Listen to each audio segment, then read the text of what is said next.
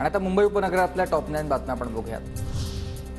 दादरच्या छत्रपती शिवाजी महाराज पार्कवर सभेसाठी सर्व पक्षांचे अर्ज। 17 मे रोजी मैदान मिळण्यासाठी मनसे आणि ठाकरे गटाचा अर्ज, तर 16, 19 आणि 21 एप्रिलला मैदान शिंदे गटासाठी मागणी आहे।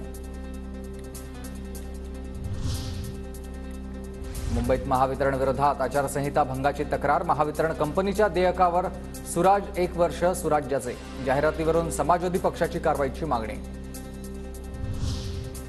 राज्यात अकोल्यात सर्वाधिक तापमान। अकोल्यात 41 अंशांची नोंद। मुंबईसह उपनगरातील तापमानात वाढ। मुंबईच्या धरणांमध्ये केवळ 32% पाणीसाठा शिल्लक। पाणीसाठा केवळ 2 महिने पुरण्याचा अंदाज। पुरेसा पाऊस न झाल्यास पालिकेसमोर पाणी पुरवण्याचं मोठं आव्हान। देशातल्या नवीन नोकऱ्यांच्या संख्येत जानेवारीमध्ये 4% घट।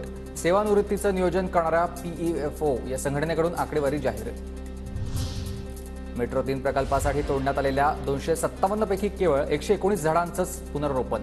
MSRDCचा उच्च न्यायालयातील समितीसमोर हा प्रस्ताव। मुंबईत हवेची गुणवत्ता घसरल्यानं समन्वय समितीकडून अनेक महत्त्वाच्या शिफारशी। महानगरपालिका आणि नगरपालिकांना पार्किंगचं व्यवस्थापन कठोरपणे करण्यासह इतर निर्देश देण्यात आले। कचरा जाळल्यानंही प्रदूषण होत असल्याच्या तक्रारींची मुंबई महानगरपालिकेकडे नोंद करण्यात आली। कचरा जाळून प्रदूषण करणाऱ्यांवर देखील आता कारवाईचा बडगा उगारला जाणार आहे। मुंबई विमानतळावरून 19 कोटींचा कोकेन ड्रग्ज जप्त। बूट आणि शॅम्पू बॉटलमध्ये लपवून ड्रग्जचा तस्करीचा प्रयत्न।